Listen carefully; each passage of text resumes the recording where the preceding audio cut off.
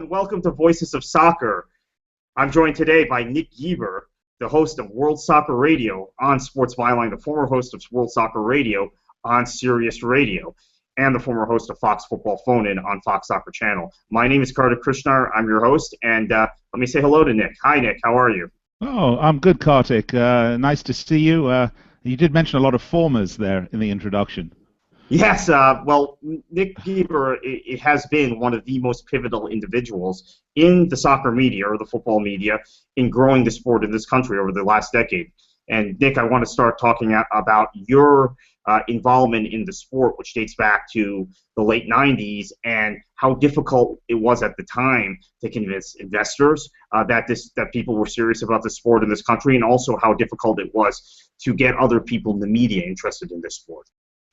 Well, I mean, it's an interesting topic you bring up because, of course, here we sit today, NBC doing a good job with coverage of the Premier League for their first season, a big bid. You've got ESPN and Fox feeling like they've been jilted at the altar, so to speak, and we'll see what happens in 3 years if they want to come back strong.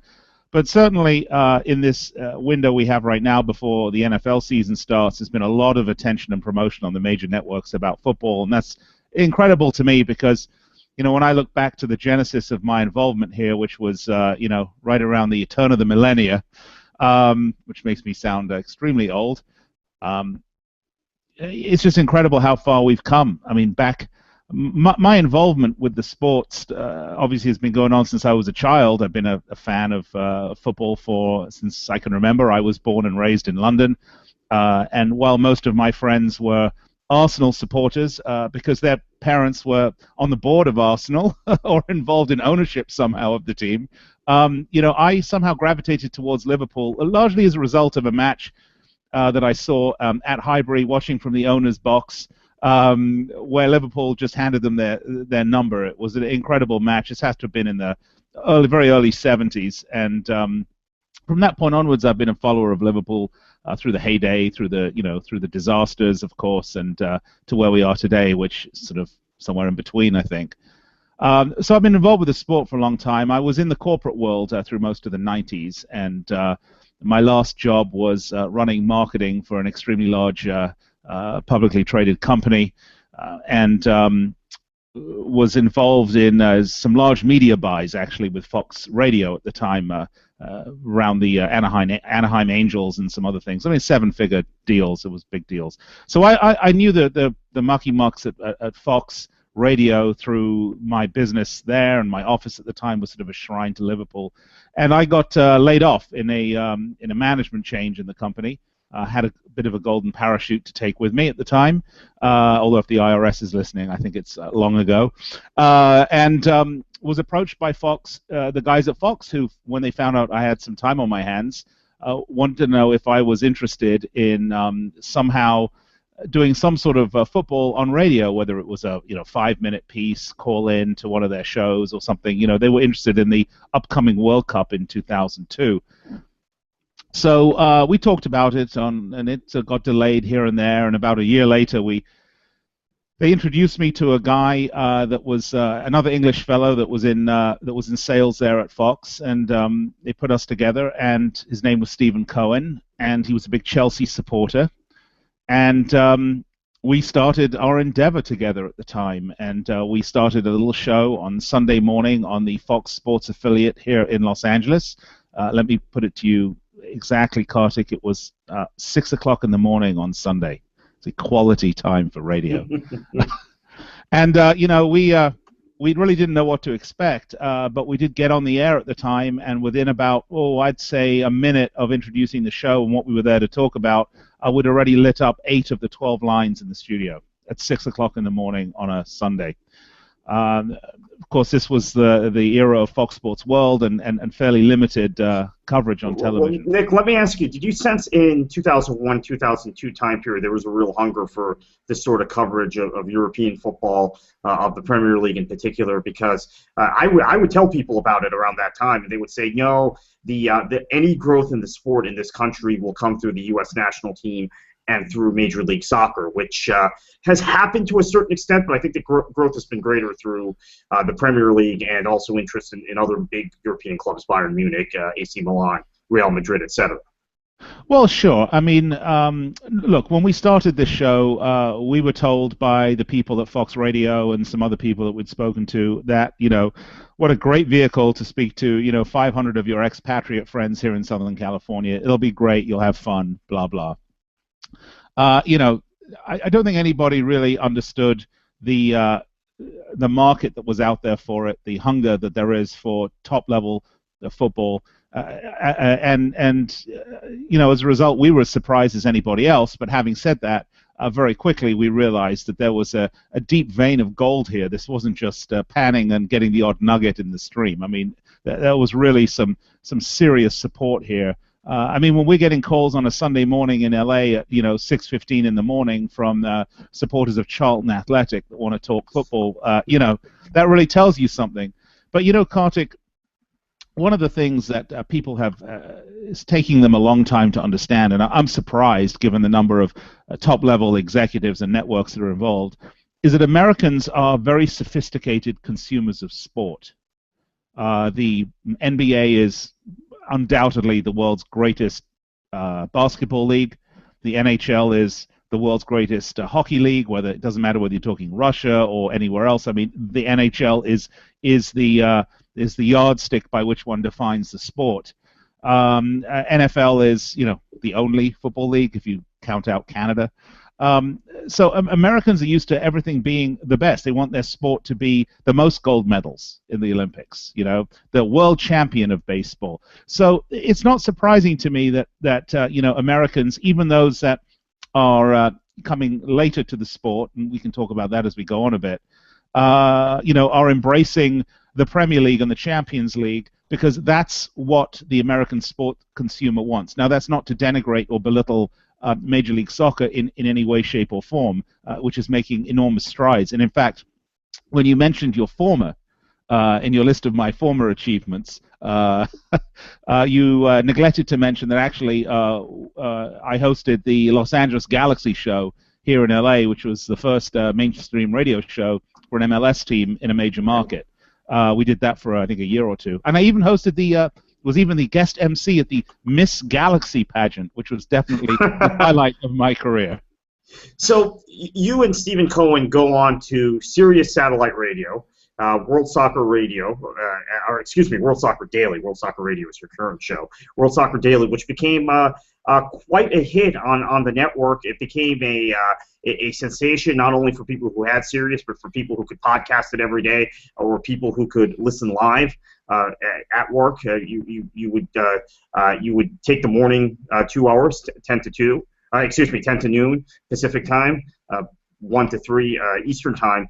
Talk about that, and as you work towards the 2006 World Cup, how you were becoming much more of a mainstream sensation than just a niche soccer audience or niche expat audience type of radio show.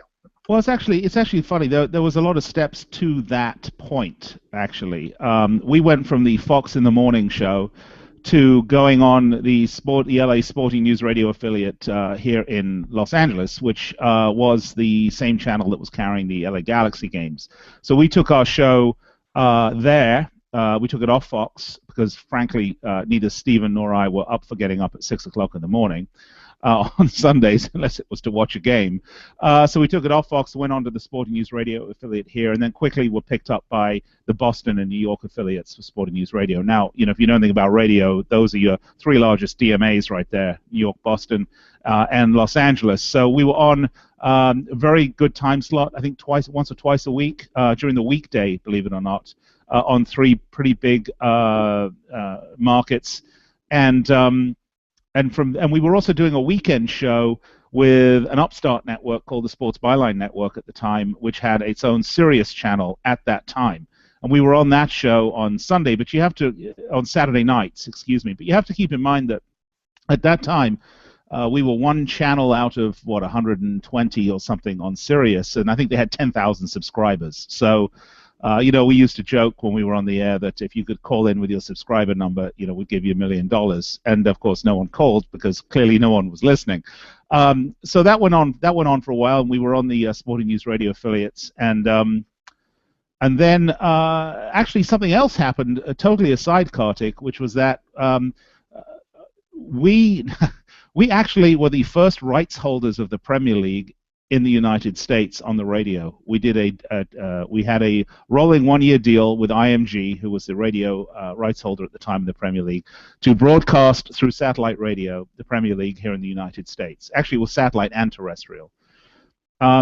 So that really was our introduction to Sirius, because we did that for 2 years. We're unable to sell any sponsorships in the deal, and after 2 years and probably a very seems like a large investment to me, but was, in hindsight, a tiny investment. We decided that it wasn't fiscally feasible, that there wasn't enough sponsorship interest to keep it going. So we didn't renew for the 3rd year, and we subsequently found out that Sirius were upset that they did not have the programming, so they negotiated a 7-figure deal directly with IMG. So, again, it's just been a complete miscues, misunderstandings about the depth of the market. It's very interesting, and again, where we are today, it's light years. But to go back to what we were saying about the genesis of the show before we get to World Soccer Daily, we have to go back a little bit because there were a number of events that took place. The 2002 World Cup obviously was a very big event here, as you remember. The U.S. advanced all the way through to, I believe it was the quarterfinals, losing to Germany in a very, some would say, questionable manner. Actually, I thought that was the best match they played of the tournament, quite honestly. Bruce Arena was the sort of golden child, and so that definitely helped with growing the popularity of the show. Not so much with the fans, because the fans have been there, Kartik, but with people like program directors, because when we first started this, we talk about how we went from one station to another and to another. It was so difficult. You have no idea. I mean, we would walk into program directors' offices, and they would laugh us out. They would say, you want to do what? You want to talk what? On my air? You're absolutely insane. Go away. We even flew up to San Francisco and met with Andres Cantor and Alejandro Gutman, the owners of Football de Primera, which, as you know, is a terrific Spanish language radio network, and do a lot of TV too, of football. And I have to tell you, 2 of the nicest guys you will not meet anywhere else. I mean, these guys were just delightful guys, took the time to sit down and talk with us and share some of their wealth of experience. But at the end of the day, they too had a good chuckle. There's an English language market for football? Not so much. Good luck, though. Let us call us and let us know how it goes. During the 2006 World Cup, you and Stephen Cohen on World Soccer Daily were very outspoken and adamant about ESPN's disrespect towards football fans in pushing Dave O'Brien, who was a baseball announcer, actually used to be the voice of the Florida Marlins down here in South Florida, on soccer fans, on the public, as the voice of quote American soccer, I guess, the World Cup. He did all the U.S. games. He did the big matches in the knockout stage. The U.S. did not advance to the knockout stage that year, finished last in their group, and then also picked up after the World Cup doing a lot of Major League Soccer, especially matches which David Beckham played in with the Los Angeles Galaxy. You've seen this kind of evolve since then, Nick. There's been a move towards more British announcers. We've seen Ian Darke play a very prominent role in the United States soccer press, United States over-the-air media on ESPN. The same could be said for Arlo White at NBC. And although Arlo White has some American roots, actually, as well, some American family, that made him maybe a more appropriate candidate to bridge both those sides. But then we've also seen Fox Soccer, which I want to get into in a few minutes, which you formerly worked for, bring in more and more Americans to call games and to do voiceovers. What's your opinion about that? And looking back, do you have any regrets about the Dave O'Brien situation, or do you feel still in hindsight that you were correct in taking that on? Yeah, well, I mean, we were doing World Soccer Daily at that point, which, as you pointed out, was Monday through Friday, 10 to noon on Sirius, and it was a very popular show. I think they told us at some point it had 600,000 daily listeners, which is a pretty good number by any stretch. And I made some inopportune comments about Dave O'Brien. But look, our approach with the show was a little different, and I'm going to come to answer the question about Dave O'Brien specifically here in just a second. But, we decided that Stephen and I both were fans of the talk radio genre, and we'd sort of grown into the talk radio genre by listening to people like Lee Haxel Hamilton here in Southern California, listening to some of the more excitable hosts that are around here. So we had a very good idea that what we wanted our show to be would be entertainment, not just sports talk. And I think that's always how we've tried to, and I still today, it's how I try to differentiate my programming. I mean, we can talk about that in a minute. But so there were times when, we definitely went a little over the edge in what we did and what we said. I do regret some of the comments I made about Dave O'Brien, swing and a miss. But in hindsight, I got lambasted by Alan Hopkins publicly by it for, quote, disrespecting a colleague, but I would point out that Dave O'Brien was actually never my colleague, just another bloke in broadcasting. Look, I thought it was a bad decision at the time by ESPN, not because an American voice. In fact, I support that. I think that's great. And if you look back at the days of Fox, Kartik, I mean, you're looking at guys like Max Bretos and Christian Miles and all these guys that were calling games had very American voices. Rob Stone, JP Dellacamera.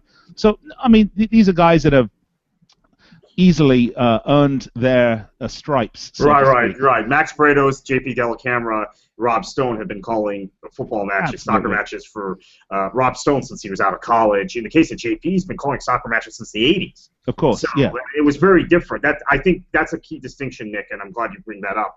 I think a lot of people thought that the attacks on Dave O'Brien that you were making, Stephen Cohen was making, some of the other people around the game were making, were based on the fact that he was an American. You look at someone like JP Dellacamera, who's been calling games, indoor games, outdoor games, MLS games, NASL games he calls now, European games, been calling them for 25 years. No one would have had an objection to JP being the lead announcer for a World Cup for ESPN. And ultimately, I'm just jump ahead here, ultimately ESPN had to make that decision to replace Dave O'Brien on their broadcasts, on their MLS broadcaster and their international broadcasts. This was before they had Premier League rights with JP Dellacamera. And they got an applause from those of you who were around the football media. So while they tried to characterize it, some people tried to characterize it as you're attacking someone because he's got an American voice. When Dellacamera specifically was put in place of O'Brien, I think everybody stepped back and applauded and said, okay, ESPN, you listened to us, you learned. The bottom line, Kartik, is it's ridiculous to take a guy who has no experience in the sport at all, who is a casual fan at best of the sport, and put him into a lead position at one of the biggest sporting events in the world. He's going to look like a fool, and you're going to set him up for failure, and that's not good on either side. So yeah, I regret. By the way, I want to just say, I mean, it's many years later, so I'm sure no one cares anymore. But I do want to say I've never met Dave O'Brien, so whatever. I hopefully no one construed anything I said all those years ago as a personal affront at Dave O'Brien. It was more of an objection to the appointment rather than the appointment of the man rather than the man himself. So I want to make that clear. I never met Dave O'Brien, so whether he's a great guy or a jerk, I just don't know. Tell us a little bit about your Fox Football phone-in show. It was a show that was once a week on Fox Soccer Channel. You co-hosted it with Stephen Cohen for a few seasons, and then I think you stepped away and Nick Webster stepped in. I still hear so often about that show. It's got the same sort of cult status that Lionel Bienvenu's show on Fox Sports World way back when has, with a lot of us who follow English football. Talk about that a little bit, Nick. Are you surprised that people all these years later still, when I mention Nick Geber to them or your name pops up, they say, "Oh, I love that show. I wish they'd bring that show back." Well, it's funny. I do hear that quite a bit, and I still get people coming up and wanting to talk to me that that remember me from the show. Both my kids are involved in playing college soccer, so when we're out and about with football people, there's usually a fair number of them that remember the show. The genesis of the show was really quite funny because Stephen and I had been working, in the back of our minds, thinking that the next logical progression for our circus act was from radio to TV, but we didn't know really how to execute that. And then let me go out and point out specifically, neither of us had any experience whatsoever in television, not one, not a minute's worth of experience. And then one day we got an email from a very nice gentleman by the name of Dermot Macquarie at Fox, who said, "Don't get this is almost the verbatim the limo. Don't go out and get a limo yet, but we want you to know that we're developing a TV show around the two of you guys. So stand by." So that was a bit of a shocker. Of course, immediately went and got the limo. And what they had done is come up with the idea of a show which actually was on Fox Sports World still for its first year, which was called Fox Football Friday. And the concept of that show was that we would bring our radio shtick onto the channel and use it essentially as a barker for the upcoming games, to promote the upcoming games on the channel, kind of give our match day breakdown on Friday, and sort of Nick and Steven's, guide to sort of what we did actually on Fridays on the radio show anyway. They built a set, and they said it was it was supposed to be my flat, and then we had about an hour or two of rehearsal, and then they threw us on live TV. Of course, not without the obligatory lawyer in a booth with a big red button in case we should step over the line. So we did that show for a year, and then they made the decision, and then I think we went to the following year, we stayed as Fox Football Friday, and we recycled what was the rugby club set, which was a sort of pub setting. And then after the second year, they decided that what they really should do is kind of put us in our element. So they built sort of a fake radio studio on Sepulveda at the studios here in LA. And so then we did very much more 2-hour show, which was kind of our radio show on the air, where we took a lot of live calls and roll, rather than just a sort of promotion for the upcoming. And I did that for 2 more seasons, and then I was spending a lot of time away doing the World Series of Poker at the time, so could not give it the attention I needed, so they replaced me with Nick Webster. Yeah, and there are a lot of people who, to this day, tell me they liked the quaintness of the show, that it was a very kind of British setup, so it was different than anything else on American television at the time, and that they enjoyed that aspect of it. Jumping ahead here, Nick, you're now hosting a show called World Soccer Radio. Tell our viewers where they can find that and what maybe your future plans are for that show. Yeah, it's Monday through Friday. It's 1 hour a day, 6 p.m. Pacific, 9 p.m. Eastern time. It's on the Sports Byline Network. We clear. The network itself has about 200 affiliates. We don't clear all 200 affiliates that time of day. I think we're somewhere between 30 and 50 affiliates across the country. Got some really good markets in there. We're also on TuneIn. We're also on iHeartRadio. And a bunch of other pretty cool platforms. The show is also Ustreamed live, and we're just sort of going with the flow. I'm not quite sure, where we're going with it, but we're just going with it. Yeah, as someone that's been a Liverpool supporter since the early '70s, you work closely with Stephen Cohen, and you were given a lot of credit for building support in this country for the sport, giving fans of this sport an outlet, and also turning casual fans into diehard fans, turning casual American sports fans into real football people, because they had this 2-hour show a day. Things kind of went bad with Cohen. But let me ask you as a Liverpool fan, because there's only one issue that comes up with him, and that was Hillsborough and his attitude towards the Hillsborough disaster. How did you feel as a Liverpool fan, not just as someone who was on the air with him, but as a Liverpool fan, about the sort of attitude and things he said about the Hillsborough disaster? Well, the first time he said it, we were on the air on the radio, and it just kind of went over my head. I mean, I didn't even register, because quite honestly, we were saying, our show was crazy. I mean, I used to call in as a sort of violently Nazi writer, sports writer for Die Stürmer magazine in Germany called Gunther. Hey, let me ask you, and I would, did Georgie Did Georgie rubbish. Bingham think? Did Georgie Bingham that one time think that you were a real Nazi calling in? Because I I don't remember think her reaction was like, "Oh, I'm offended. I can't even listen to this." it may have been Georgie. I know we had a lot of people that, we kind of took a page out of the great radio Phil Henry. I don't know if you know Yeah, who Phil yeah. Henry is. We sort of took a page out of Phil Henry just to try to, make the show a little bit different. This is before I get to Stephen, to what he said, but that was kind of our approach, was that any one of these shows, and even today, this is where I'm at with it, is that all of the coverage that you see today is still very dry, fairly dull. There's only so much you can talk about tactics. There's only so much you can talk about,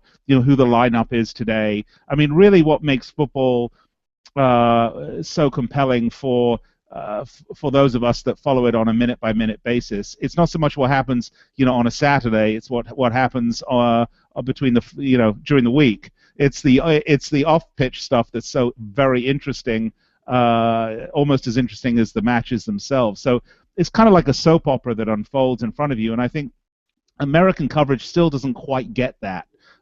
It's still very, very dry. So our show is sort of edgy and crazy and a bit Wild West. So when Stephen said those quotes initially, it kind of went over my head. I didn't even fully register what he was saying, and there wasn't, frankly, that much uproar about it. It was when he said, I didn't even notice. It was when he said it on the TV show that things got really. And actually, I didn't realize he had said it on the radio before the TV show, because I was going to prompt you to Fox Football Phone In, because that's when I first remember right. it. So he said it on Fox Football Phone In, and there was an almighty, crap storm that hit. And you know what? It was a very cringe-worthy moment for me. It was difficult for me to listen to on a number of levels. And first of all, I totally disagree with his with what he said. I completely, don't understand his attitude towards Liverpool supporters and Liverpool in general.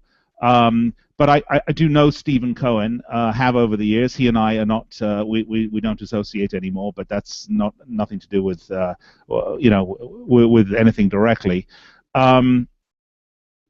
He is a guy that is a caring, a liberal, left-leaning individual, and it was very surprising for me to hear this level of vitriol coming from him, even when, flying in the face of fact.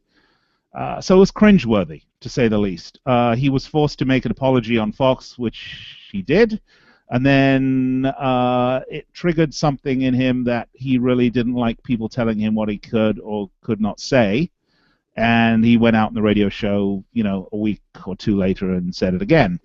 But I do have to point out, by that time I was very much on my way transitioning away from the show. So I was not hosting all that many shows at that point. I was traveling. I was on the circuit at that point. So I wasn't actually there for a great deal of that.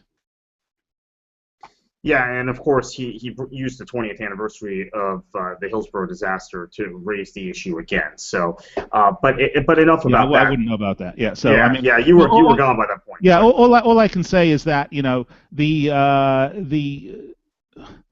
the sentiments expressed by the man were not indicative of the man that I had known for a long time. So, right, yeah, I get that too, because I've known Stephen not clearly the way you did, and to me it was very out of character for the kind of compassionate person he was otherwise, which is why it was even more galling. If it had been coming from someone who was a fascist, for instance, making those kinds of comments, it might be easier to reconcile, right? I mean, that's the reality. Yeah, I mean, a lot of this I can't figure. You'd really have to ask him on a lot of this. But as a Liverpool supporter, it was extremely difficult because you have to understand, and I think this is really where there was a disconnect. That the events that happened at Hillsborough affected so many families in the Liverpool area that it is an open wound when so many people lose people that are dear and close to them. And if you've ever lost someone that's dear and close to you, you know that those wounds never fully heal. So it's a very, very, very difficult and emotionally charged issue for all of those reasons, and it requires a level of sensitivity and compassion that I do not believe was on display at the time, and that was very difficult for me. Moving on, you obviously have been in and around the American soccer media now for 15 years, which is longer than most individuals. How do you assess the and how do I describe this? The evolution of the coverage from niche to expats, which we talked about earlier, to soccer-crazed individuals, now to trying to connect with mainstream audiences. Yet there's been an ability to actually make the experience and the coverage more authentic, even as you're bringing greater masses of people who may not necessarily know the authenticity of the sport or know the history and the tradition around English football specifically, and European football in a larger sense, to the game. How do you explain how that balancing act has happened in the press? Well, look, I mean, it's happened in the press because the press and the media, just like any other business, if there's a market, they're going to cater to it. And the great denial has been that there hasn't been a market in football.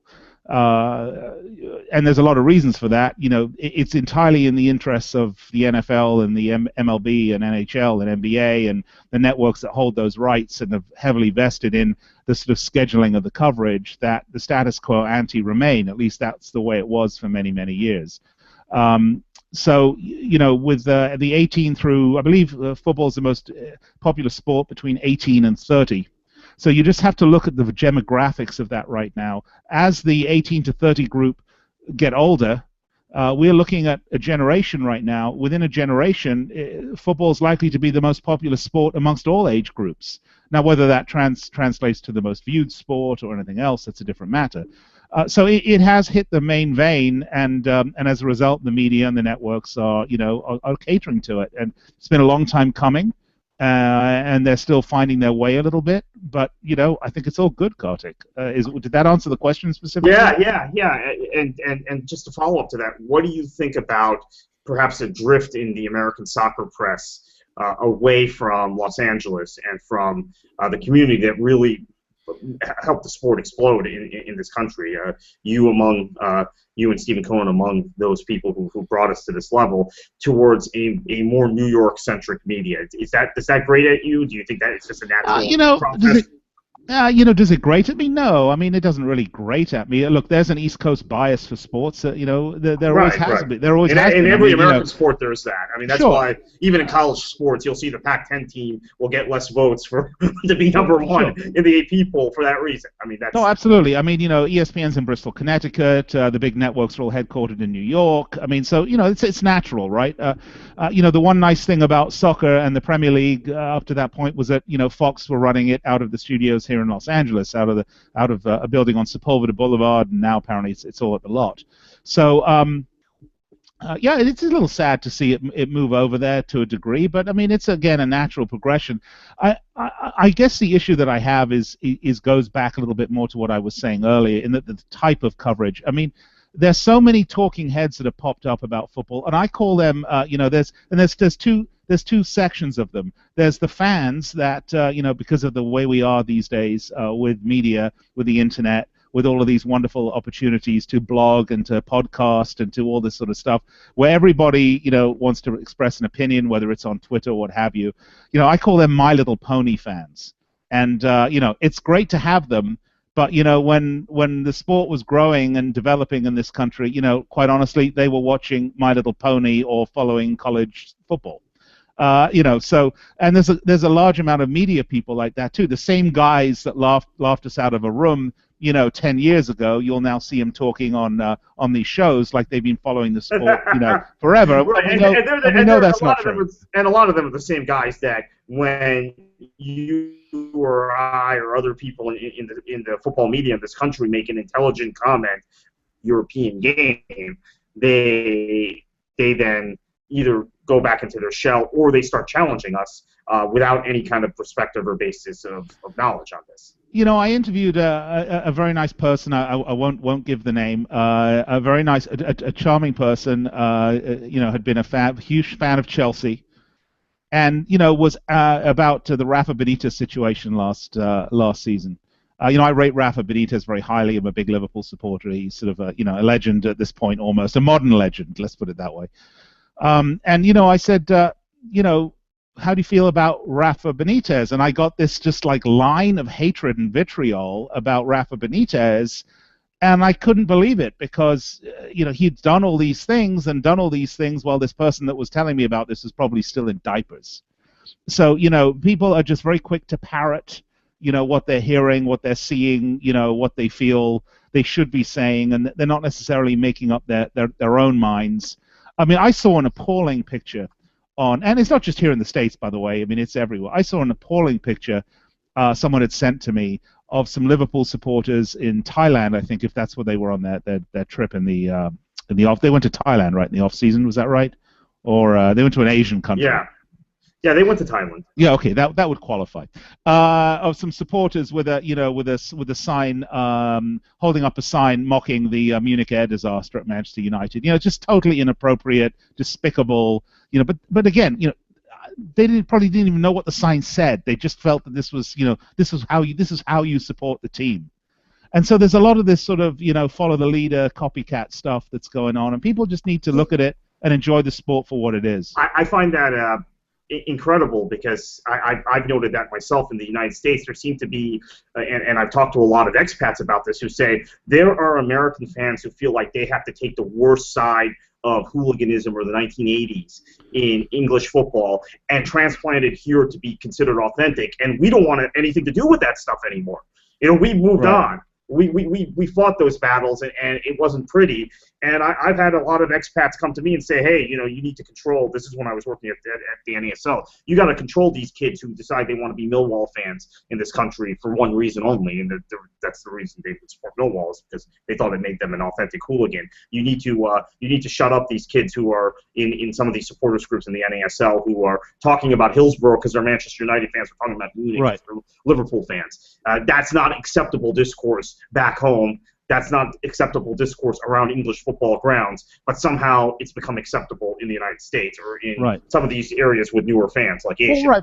Right, because also you've got fans that are never going to go to Anfield, and so if they get a lifetime ban for saying that stuff, doesn't matter. I mean, that's sort of really the only recourse these clubs really have. So it's interesting, but look, the sport is growing wildly here, as I think everybody that's followed this sport for a long time knew it would eventually. It's all part of the internationalization, the globalization trend since the global digital revolution. On top of which, we've also had a lot of troops serving overseas, seeing the sport and what it means to people outside of this country. So a lot of people have been exposed to it. And it's just going to grow and grow, and I just hope that people will continue to support it, and and I look forward to after this season 2 more until the rights are up again, and let's see how much ESPN or Fox are willing to get into a bidding war with NBC for the rights to the Premier League for. And by the way, last night, Kartik, Portland, Seattle at Seattle, what a game! The atmosphere there was.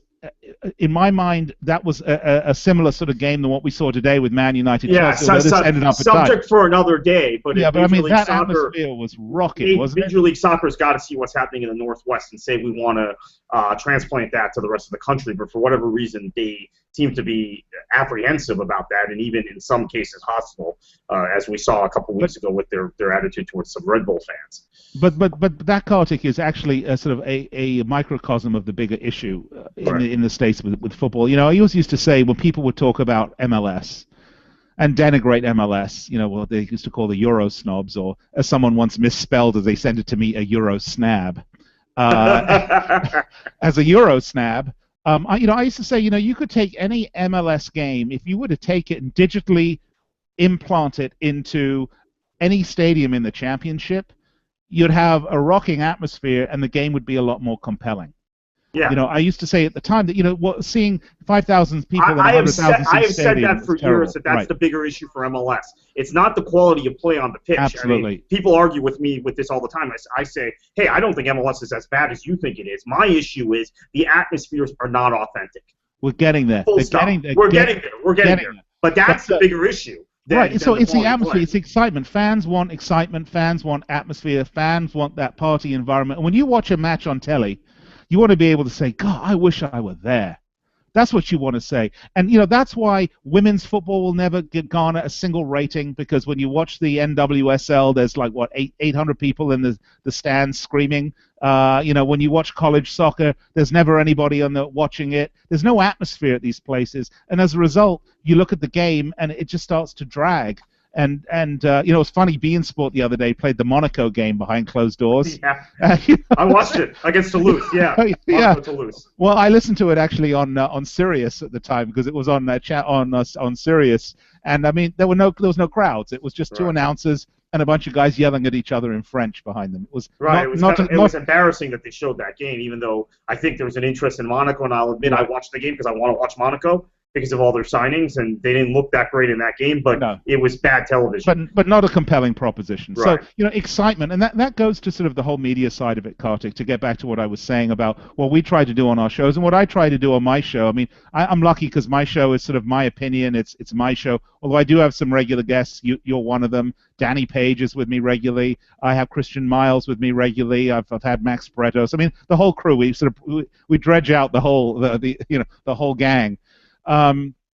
But it's sort of it's really my opinion, and a lot of the times I'm full of crap, and if people want to tell that to me, I'm all ears. I'm all about it. But there's not enough shows, and I don't care if you listen to what's being played now on the radio, on other networks that deal with football, or on the television. It's all too dry. It's just all, for me, for my personal taste, it's too dry. It's not edgy enough. It's just gets, there are only so many talking heads you can deal with at one time.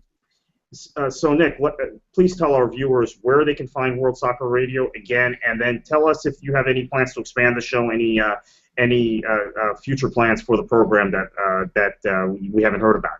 That's fine. Sure. Well, you can find World Soccer Radio on go to sportsbyline.com, and you can find that's the network radio page. You can see if we're on an affiliate station near you. I can tell you we're on some pretty nice markets on a daily basis. Atlanta being, a big one. We're on a number of markets here in Southern California, although not in LA itself. We're in a bunch of stations in New Jersey and the Midwest, and we're all over the place. If you go online to sportsbyline.com, you can find it. Also, if you go to Ustream and type in World Soccer Radio, you should find the show.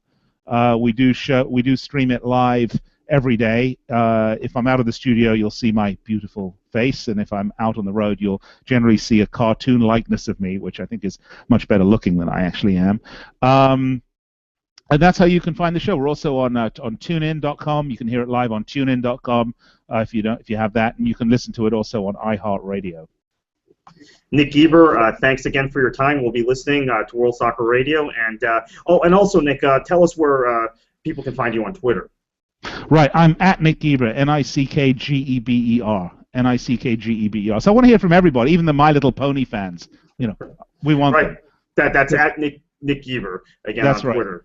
Right. So Nick, thank you once again for joining us. We'll be listening to World Soccer Radio, and once again, I'm Kartik Krishnaiyer. Thank you for listening and watching today, whichever you're doing on Voices of Soccer, and we will catch you next week.